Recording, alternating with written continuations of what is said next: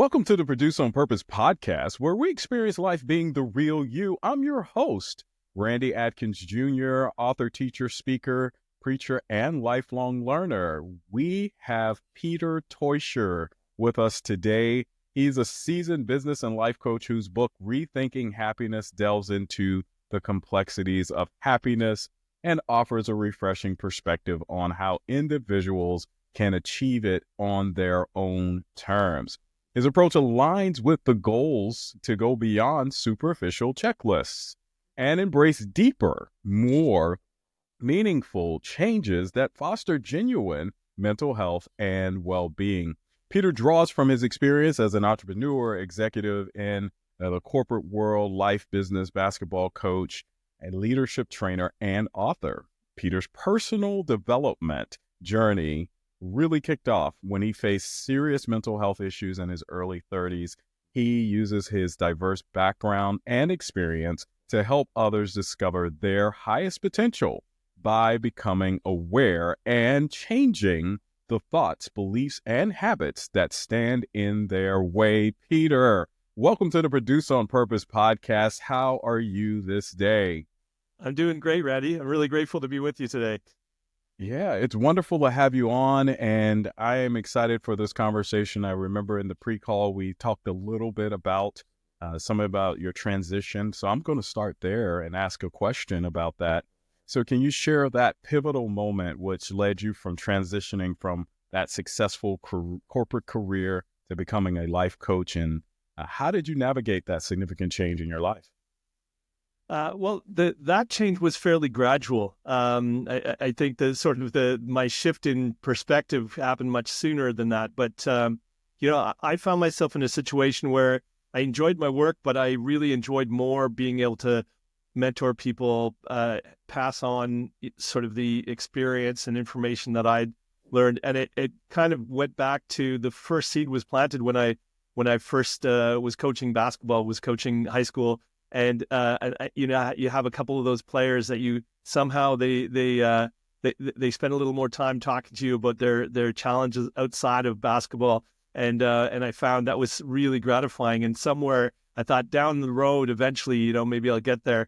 And through my corporate life, I'd done different types of training, different types of coaching, as a leader of teams, and then I ended up getting certified as a systemic coach, which then I allowed me to part-time slowly build up a coaching practice alongside sort of the corporate work that I did. So for me, it was quite a gradual change. The seed was planted very early when I was learning, when I was kind of at the early stage of my own growth and development, this shift that I was making in my life. I was starting to pass that information on, but I think I didn't really fully embrace that role until about 10 years ago. And it's interesting how all of the different things we end up doing, whether it's career, sometimes it could be extracurricular activities, service activities that we do that end up helping us in whatever we're doing next. And I always find that our purpose and who we are ends up shining in all of these areas. It's just expressed a little differently. So, of course, we're on the Produce on Purpose podcast. So I want to understand your personal growth journey and maybe what you have defined and have as your purpose. How's that influenced your approach to coaching and helping others? Yeah, so I guess where do we want to start? Where I made my shift, I think my purpose has been clear to me for a while. I like to inspire people through my words. So I love to write. I like having these conversations. So inspiring others through my words. And then, the other piece that comes through the coaching is accompanying people on their journey of change, personal development, and self-awareness. So I think they both kind of fulfill very similar needs, but they're just two different modalities or ways of reaching people. Yeah. And, it's really fun to be able to kind of share those, that kind of journey as you kind of go along. So you talked a little bit about facing some mental health issues in your early 30s. Can you share a little bit about that and how you overcame any challenges related to that and strategies maybe that will be helpful for the audience that's listening? Sure. I've gotten a lot more comfortable talking about it over the years. It used to be I was very, very private about that. But look, I think in my early 30s, it reached a climax. And it was when I actually started to understand and become more aware of what was going on internally. But it was at a point where I really needed to, well, it was at a point where I was having to decide, do I want to continue with my life, or do I get some help and get some change? And it was only through, seeking some therapy and exploring different things. I started doing yoga for some chronic back pain I was having. I started to learn meditation, but I also went through some therapy. And through that therapy, we realized, well, we basically looked back to my childhood and realized my first depressive episodes were when I was, 7 years old in grade 2.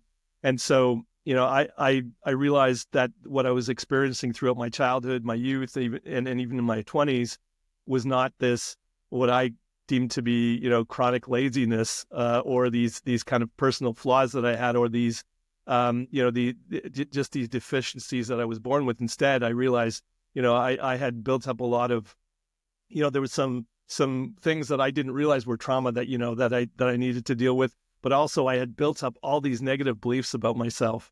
And when I changed those and the habitual ways of thinking, that's when the big shift happened for me. That's when I realized I had control of that and the ability to change that's what changed. But I was in a very dark place, even though from the outside it looked like I had a great life.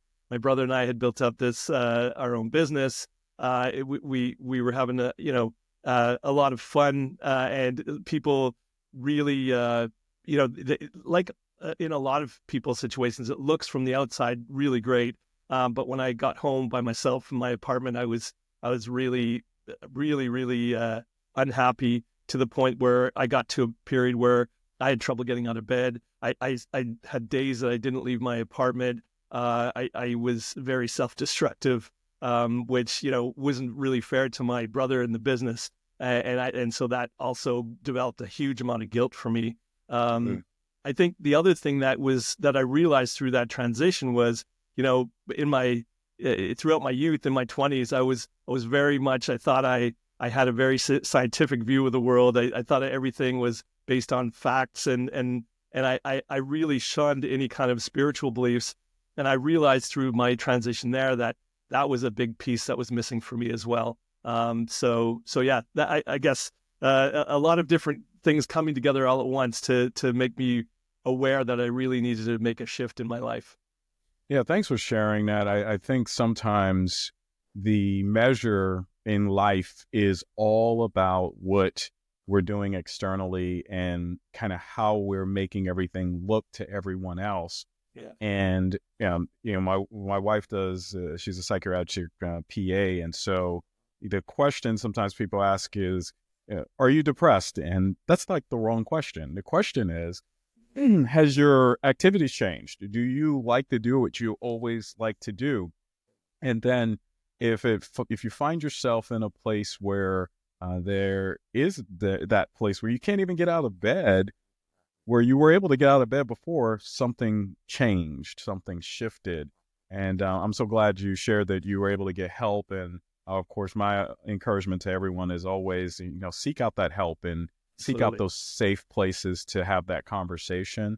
And it is important to have safe places. That means that you're going to people who are not judging, but they're listening, and you're able to kind of walk through and talk that out. So thank you for passing that along, sharing that. I think it's helpful when we start to talk about your book. So you talk about rethinking happiness, and you emphasize happiness isn't about the big moments, but it's about daily choices. Can you elaborate on this concept and how it applies to everyday life? Yeah, I think an important thing about happiness is, first of all, to define what it means to you. And for me, I think, we all have this sort of inner guidance system, this emotional feedback that tells us, if we're on track, if we're living in alignment with our values and our deeper needs. And for me, that's what happiness is that feedback in life. So if we're feeling really happy in the moment, then it's those moments of authentic happiness and joy, not this dopamine spike where, we're having a fantastic vacation or we've reached this great milestone. But there are just so many other moments of in everyday life where we can experience joy and happiness.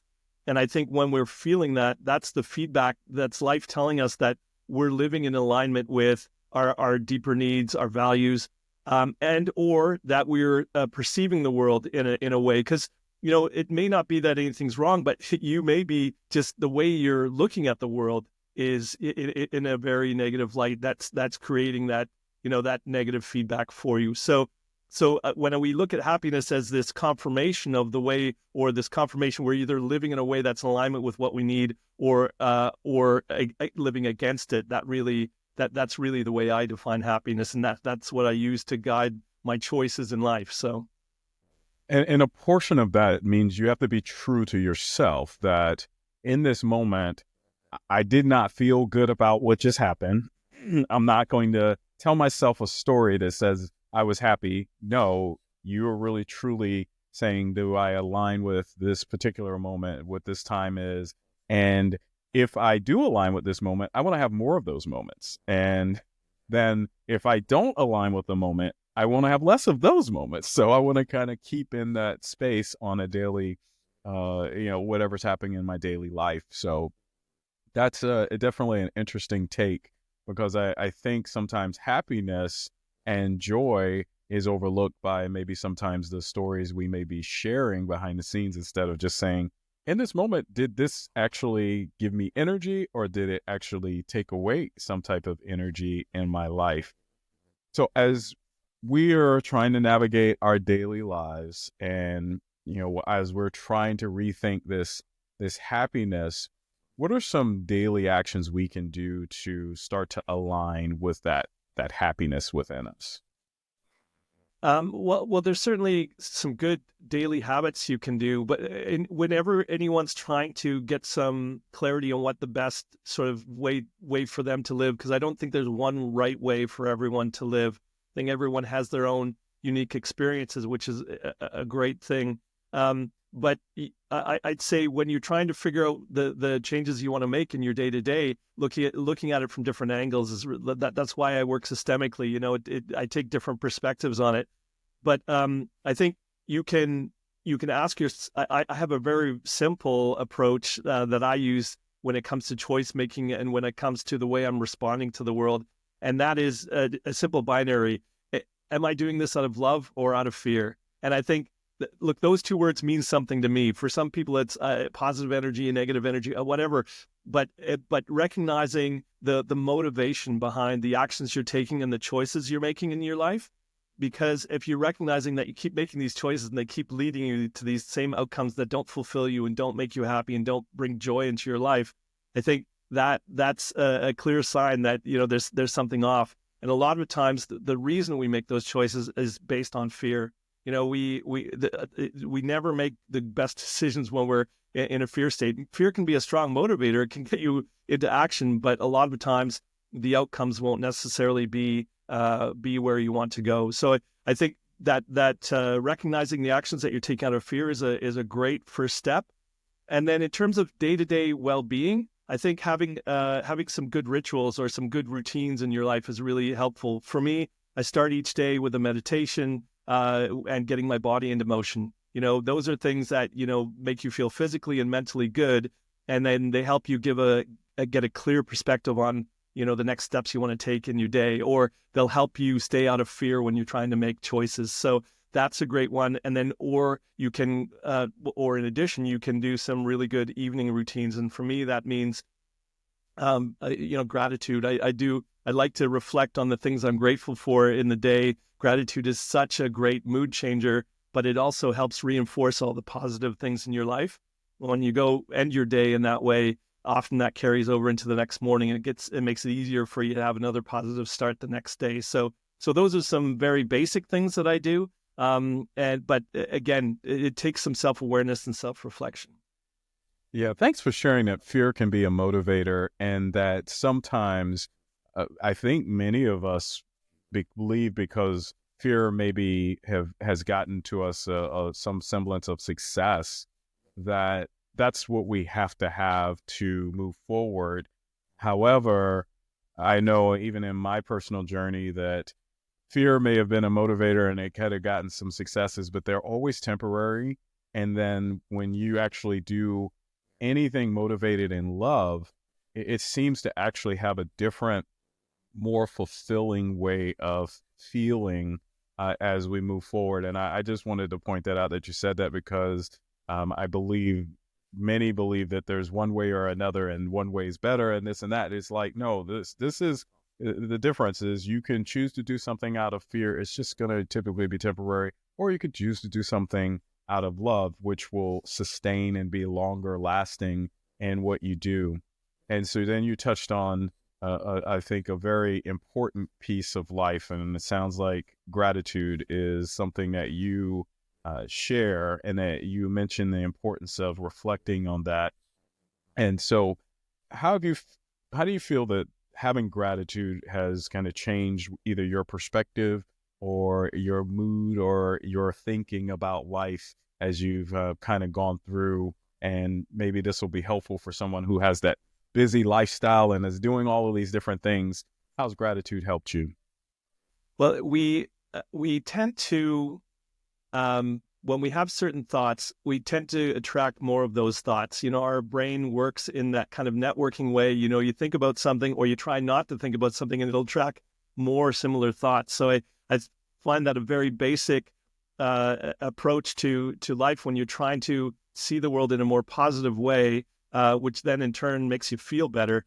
Having that gratitude practice will attract more things. You'll start to notice more things that are good in your life, which is really great when you're down on things, because compared to some parts of the world, we actually live in times where we have it pretty good for the most part, but we focus on the things that are going wrong. And I this is something that I recognize in people who are super successful and have wealth and all the comforts that life can offer, and yet they are unhappy or easily frustrated and easily triggered to anger. Those kind of things are not going to make them happy, and not going to make anyone happy. So when you can start to, because the thing is, when I talk to people also about meditation, they go, "Oh, can I get rid of my thoughts?" No, the thoughts will come, but what you have power over is where you give your attention to. And the gratitude practice helps you give your attention to those things that are going well for you, or that you can appreciate. And it's not about sticking your head in the sand and ignoring the bad stuff, but we tend to look at all those things that are going wrong and overlook a lot of the things that are going right. And it's about finding more balance in our life, right? So when you take control of the things that you pay attention to, you'll find lots of things to have gratitude and appreciation for. It's just like an athlete, or those that are at the top of their list, musician, whomever. In order for you to be the best of the best, you practice. And it sounds to me like, Coach, you're telling me I need to be able to practice. I need to practice on focusing on the things that are either we're grateful for, the things that are great in this world. And if we learn to focus on those items, actually sounds like your perspective of life actually may shift based on what you are focused on consistently. How can we, based on all of this stuff that's happening in the world, like you said before, there's negativity out there, and then there's the positive pieces. And I've heard in my life, people are like, well, you're not living in reality if you don't pay attention to the negative stuff. How can we combat that as we're moving into a more gratitude type of thinking, more happiness thinking, more thinking on aligned ways of things that are positive? Well, when it comes to solutions, I always look, people sometimes they attack problems with these, or they get upset about things that they have no control over. So start first with what can you control? And one of the things you can control is your environment, how much media you consume. Are you surrounding yourself with negative people who complain a lot? They may be good people, but they have this habit of complaining, just like you may have a habit of complaining in your mind. I think those are really important things. So take control of your environment, the inputs. Your unconscious is always listening, whether it's the things that you're saying about yourself, about other people, the judgments you're making, the negative comments that you're making, recognizing the sort of negative stream of consciousness that you're experiencing. but also, and making a conscious effort to change the way you talk about yourself and the world, and also the inputs that you're giving yourself in terms of the news. It's natural to want to be informed, but we don't need to be inundated. Our parents or the previous generations made it through fine without having a 24-hour news cycle, right? Yes. And they didn't need to be doom scrolling on YouTube to be able to be on top of things. And so it's taking control about the amount of content and how negative it is. And those are really important things. And if you don't think it's possible to be in I know people live in sometimes in difficult conditions, but I love giving the example. You may have read Viktor Frankl's Man's Search for Meaning, and he lived through a concentration camp. Under the Nazis, it was the most horrific conditions you can imagine. And yet there's this moment he describes in the book where it's this cold winter day and there's this beam of sunlight that warms his face.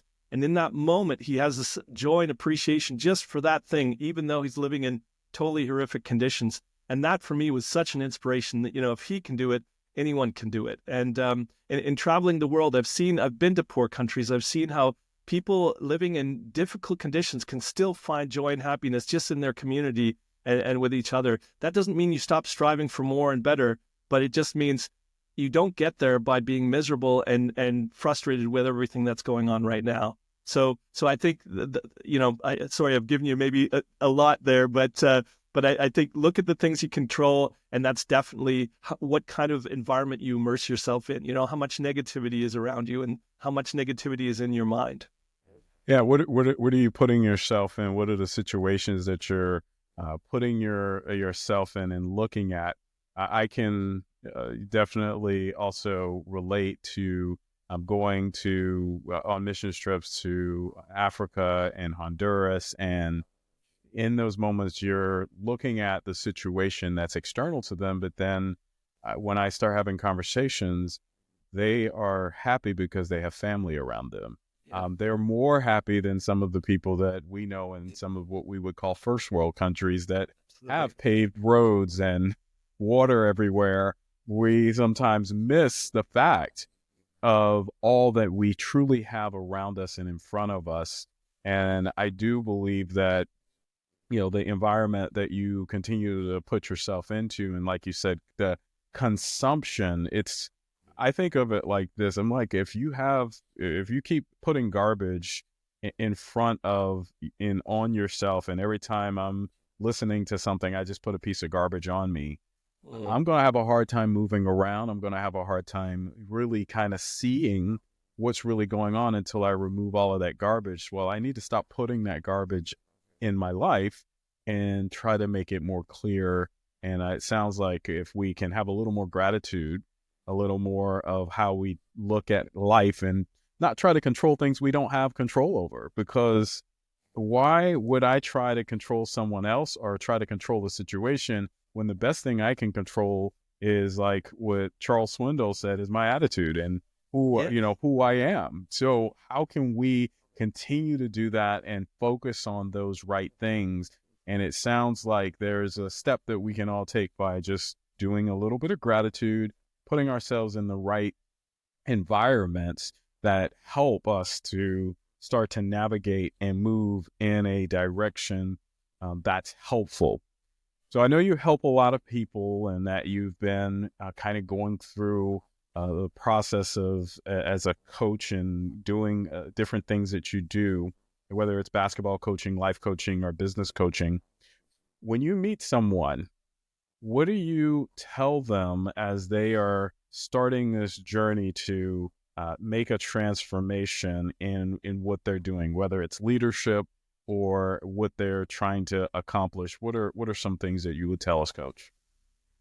Well, most people come to me because they're looking to facilitate some kind of change, or they're looking to get some clarity on, what is it that I really want. So this seeking clarity or this seeking change are the two things that people usually are looking for. And in order to do that, I ask them, okay, what is it that when you're making choices and you're taking action in your life, where's that coming from? And then we recognize there are certain strategies that they've been following through their life. And then we can look at, has that led to your success? And then if not, we look at, well, where have those strategies come from? And ultimately they come from these beliefs that you've created for yourself. So I just take them from, this is the change that I want, because anytime you are taking on a new goal or anything that you want to do, usually I ask them, well, what behaviors do you need in order to, what new ways of living do you need in order to achieve those goals?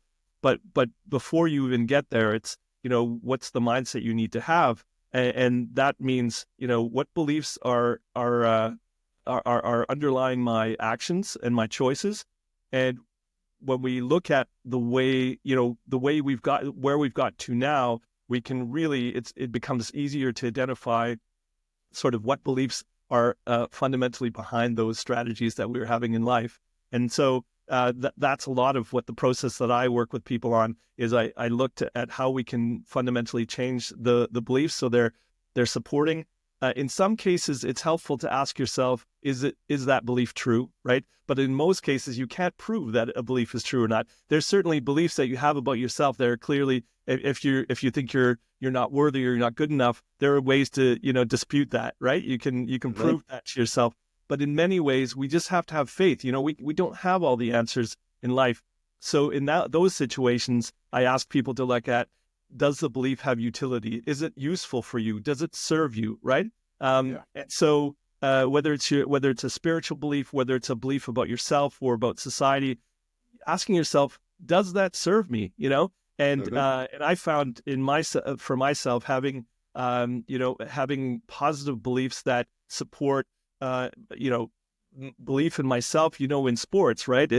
I used to say to my players, what was the difference? And this is going back, this is, another generation, but Jordan, everybody still remembers. I used to say, like Kobe or Jordan, what's the difference between those guys and the last guy on the bench? They've got to be great athletes. They've got to be super successful to even make that level of basketball. And yet, two very different outcomes. And the difference is, Kobe and Jordan always believed they could hit every shot they took, right? So it's a mindset, it's a belief in yourself. And so I think having those kind of positive beliefs about yourself, having some faith in other people, I'm not talking about being naive, and having a general belief that, life works out for you. Sure, there are things in your way, and those resistance or those challenges you'll learn from, but you can, believing that you have all the tools to overcome every challenge that you face is just such a fundamentally important belief. So beliefs is just such an important piece of the whole equation when it comes to success, in my view. Yeah, and finding those beliefs, it's interesting because you said, does that belief serve me? I was also thinking when sometimes we have these beliefs that you could also ask the question, could there be another way?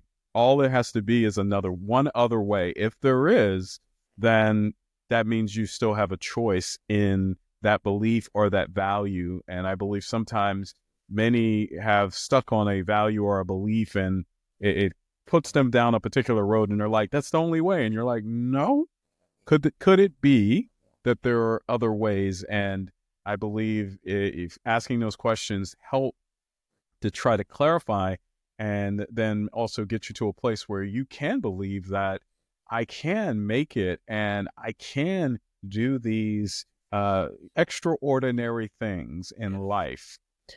How does who you have around you play into, after you've kind of started to break free of those limiting beliefs and particularly maybe habits?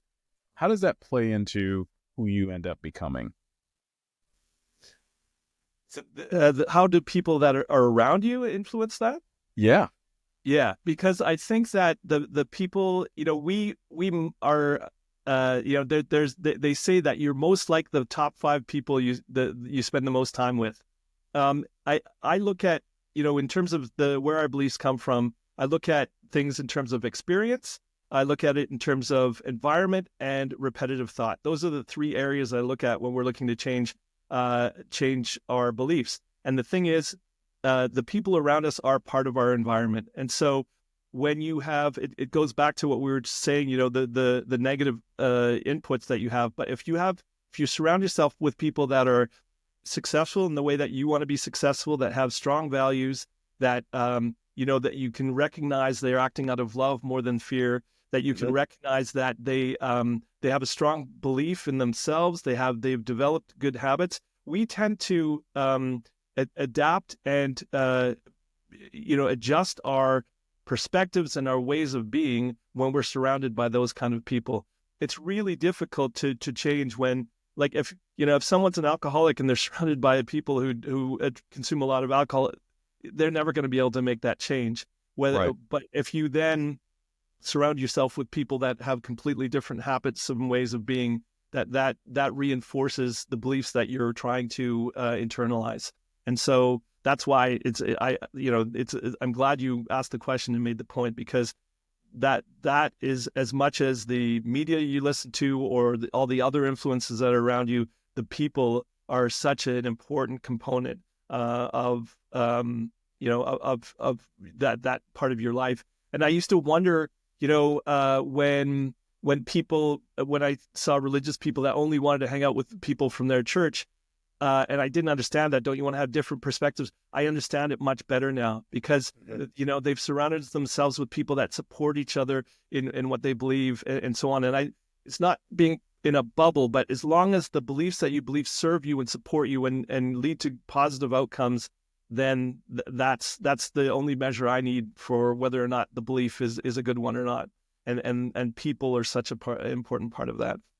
Yeah, it's interesting because it can be very difficult to say, maybe sometimes we're putting ourselves in situations or around people because of a belief or a value that we had, and it can become circular in nature. But when you start to break free of those beliefs, sometimes what happens also, the relationships that are around you may change. Yes. And the people around you may change because you are now thinking differently and wanting to associate with others that can support that type of thinking. And that doesn't mean that there's anything wrong with the people that you had been around before. It's just that they're not thinking the same way you're thinking now. And that's an encouragement to anyone that you can, as you're breaking free, the dynamics of your relationships may change.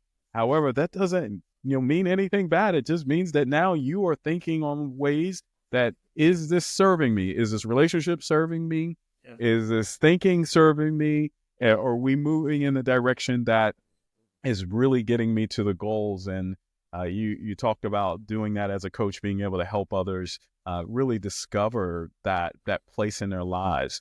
So how is it that you help people find their highest potential? And now that you've kind of talked about, I love how you kind of broke it down. You said it's sometimes our experiences, sometimes our environment, and then sometimes it's these repetitive thoughts. And I think they all feed each other, sounds like.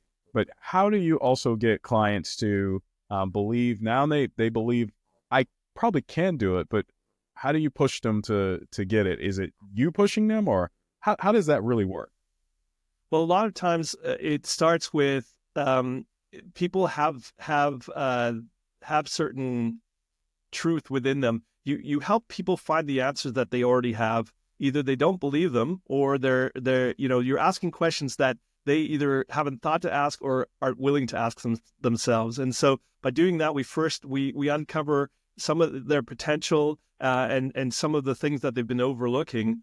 And then from there, we put a lot of roadblocks in our own way. You could talk to people about the challenges they've faced, and the biggest challenges are the ones they've created for themselves. Whether it's because they've associated with the wrong people, or they've done things habitually from the past that they know no longer serve them. So it's overcoming those barriers, and beliefs are a big part of that. So when we talk about experiences, for example, as a an influence on people's beliefs, I often use the example of someone may have a fear of public speaking because they had maybe a bad experience or whatever. So what do? We start with a small group of people. We and then you get better, and then you take a bigger group of people until you sort of progress and excel. You can do it in sports or whatever. But basically, what you're doing is having new experiences. So you're negating those old experiences by having new ones. And that's a big impact on what you believe. So, whether it's from the environment that you have, but then surrounding yourself with those people who, have the behaviors that you want, that you strive for. Also, through that interaction, you have new experiences that also foster new beliefs, right? And then the last piece is that sort of the habitual ways of thinking, so repetitive thought. And there I have I use affirmations and a few other tricks to help internalize new ways of thinking, right? Because I always like to talk about when your brain is this network, and you have these, your neurons have these connections, and when you continue to have a certain way of thinking, that's these neurons that have connected and fire and wired together. And the thing is, in order to break them, you have to stop thinking those thoughts repetitively. So it's like you're walking through the forest where you've walked this path, for many days of your life, and you're trying to walk this new path. And at first it's difficult, but if you do it, you'll create a new path, and the old path will grow over. And that's the analogy I like to give for the sort of physical properties of your brain and developing new ways of thinking and what that accomplishes. I like that you've now connected how our brain works and the neurons, and I like the path because that provides us with a very great visual of we can change. And of course, through neuroplasticity, we know that it has been proven scientifically that we can change in who we are. And a big part of how we change is through what we do repetitively and what we practice. So, whether it's the athlete practicing all the time, that thing becomes a habit because now you can dribble without looking and do all of these things because you repetitively practiced it. It became a habit, and it's almost as if it's just natural to what you do. And we can do the same thing with our thinking. Now, as we're moving along and we're getting close to the end of this great conversation, you said people sometimes put obstacles in their own way. And you've explained a couple of ways. What would be a common way for someone to, number one, maybe identify the obstacles that they see and then just remove them in their lives? Yeah, it's usually, it depends on if it's something that you're doing, either whether it's a physical habit that you're performing or it's a mental one.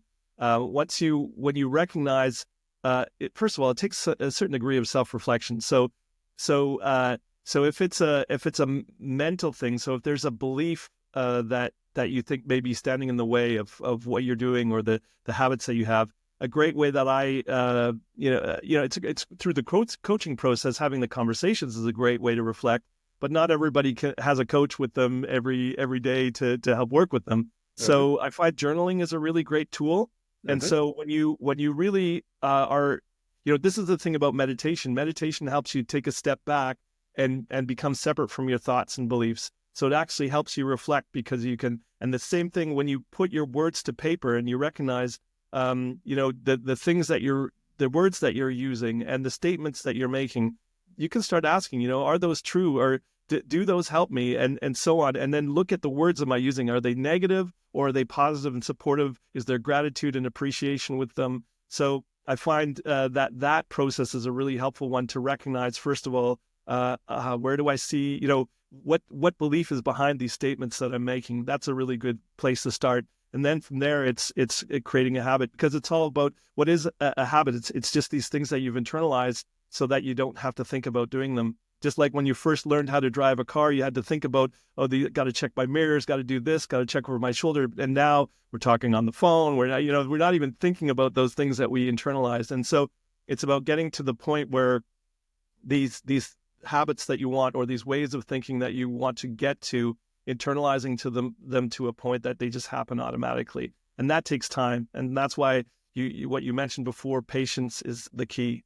It's just continuing to do something repetitively until it's internalized, and until you recognize, I didn't even have to think about it. That just came automatically, right? And it's important to remember that, there's different theories about how long it takes for a habit to take hold. But one of the theories is it's about 28 days. And so when you think about it, if it takes you a month to develop a new habit, then don't try and change all your habits at once. At the very best, you'll be able to change 12 habits a year, and we have lots of little habits that all accumulate to the sort of behaviors that we exhibit on a daily basis. So find one, start with that until you're successful at it. Keep at it, have some patience, and then and some determination, and then once that changes, then move on to the next one. And you can make a list for yourself. Like if I coach people and they want to they have a goal that they want to get to, and we look at the different habits that they need to achieve it, I make sure they don't try and do more than 6 habits in the course of the year, because sometimes it's just one habit that's really deep seated that you need to spend a lot more time working on. So yeah, those are just a few things that I recommend people do to sort of get them on their way. All right, Peter, we're at the end. What would you want someone to know and see as you leave a legacy, and with all of the work and all of what you've done? What would that look like to them that you're wanting to leave as a legacy to this world? I'm honestly not that worried about legacy. I do hope that if people have had any kind of contact with me, that they've either been inspired to change through something I've said, something they've read from me. So for me, I've written a book. If just one person has this life-changing or has an important inspiration from that, then writing the book is worth it, right? So for every one person that can benefit from it. And at the end of the day, the book is called Rethinking Happiness. I think if I can inspire people to find new ways to find joy and happiness in their life, then I'll be super happy, because I think that happy people tend to be better partners, better neighbors, citizens, parents. When we have this authentic happiness, we will be better people. And so that's why I hope, if it needs to be a legacy, I hope I'm the guy that helped more people live a happier life. Well, Peter, thank you for sharing such wisdom from all the way from Germany. Right? I love it. And if you could share with my audience, how can they get in contact with you to get some more of this great information and connect with you? Sure. The easiest way is through my website, and that's peterteuscher.com, and the name is spelled Peter Teuscher.com.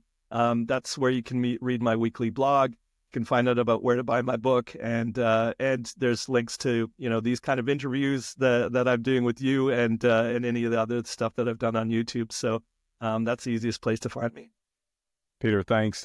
Wonderful information. I have taken all of it in and taken great information away of understanding that we're going to have these experiences, the environments that are around us, those repetitive thoughts. You've given us some tangible ways to be able to work through and to really get into a place of rethinking how we live and have a happier life, and also putting in the place maybe some of these habits and things that will help us along this journey, help us transform, help us have that joy, help us to really share that with everyone around us. My encouragement, of course, to everyone that's listening, that you continue to take all of what we talked about, and most of all, that you will produce on purpose.